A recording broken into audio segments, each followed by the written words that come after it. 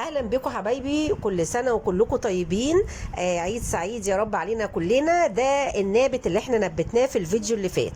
اللي ما شافش الفيديو بتاع تنبيت الفول هسيبه لكم في اخر الوصفه، اتفرجوا عليه هتعرفوا الطريقه في يومين اتنين بس، ومن غير ما نبل فوطه ولا اي حاجه، ويطلع النابت زي ما انتم شايفين. يلا بينا بقى نعمل الشوربه.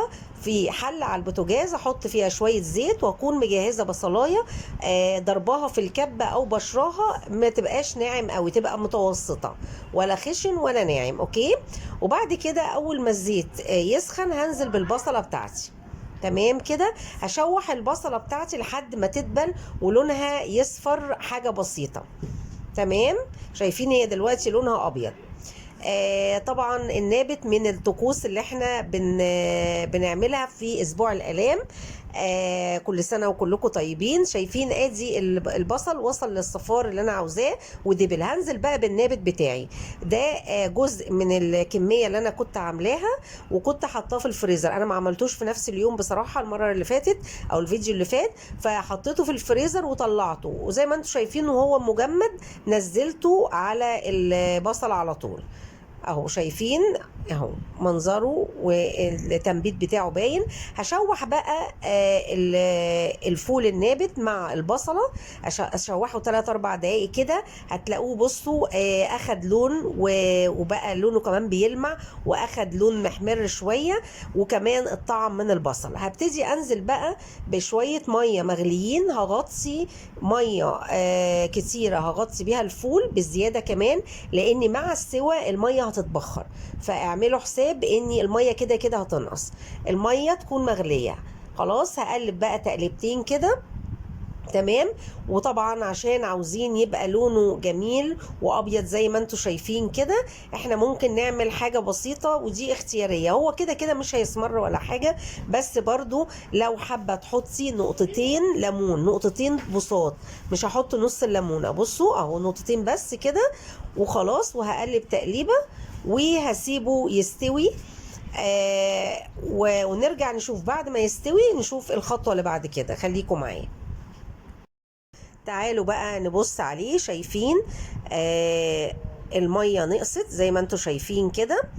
وهنقلب كده نبص. بص هو باين خالص ان هو استوى، يعني حتى الفتحة بتاعت القشرة زادت شوية اهي، شايفين؟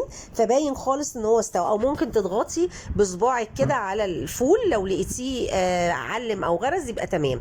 المهم هنجيب بقى طاسة على البوتاجاز واحط فيها شوية توم، شويه زيت وشويه توم، واحمرهم يبقوا زي ما انت شايفه كده لونهم مصفر، وابتدي انزل بيهم على الحله بتاعه النابت بتاعتي. دي الطشه بتاعه التوم، بتدي ريحه وطعم جميل جدا جدا. خلاص كده هبتدي بقى اقلب الفول النابت بتاعي، وهبتدي احط له التوابل بتاعتي. هحط شويه ملح، وهحط كمان شويه كمون. تمام. نقلب بقى كده. طريقته سهلة جدا جدا جدا، وما بتاخدش وقت، وطبعا مفيد قوي وخفيف على المعدة ومستحب لأي حد ممكن يعمله. شايفين طبعا احنا عاملينه صيامي بالزيت عشان احنا صايمين. اللي عاوز يعمله بسمنه بلدي ممكن يشوح البصله في الاول بالسمنه البلدي، وبعد كده يعمل التومه. ويلا بينا. شايفين ادي النتيجه، او بعد ما غرفنا العيش البلدي بتاعنا وشوربه النابت بتاعتنا الجميله، باينه بتتكلم عن نفسها بشكلها بلونها بشكل الفول، حاجة تفتح النفس. وجنبيه شوية المخلل بتاعنا. شايفين؟ هنشوف مع بعض بقى وندوق ونشوف السوا بتاعه كمان. انا خدت فولاية كده عشان هو سخن مولع جدا. طعمه رائع رائع وحدقه حلو. احنا ما حطيناش غير ملح وكمون بس. وعاوزه اقول لكم السوا ما اخدش غير نص ساعة بس. وممكن تحطي ليمون لو عاوزه بقى تحطي ليمون في الشوربه. اوكي بصوا بقى.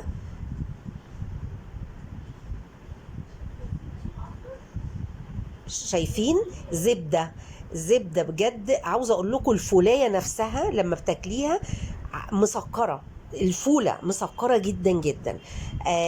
اتمنى الوصفة تكون عجبتكم. كل سنة وانتم طيبين، وهسيبكم بقى تعملوا بقى النابت وتاكلوا زي ما هناكل كده.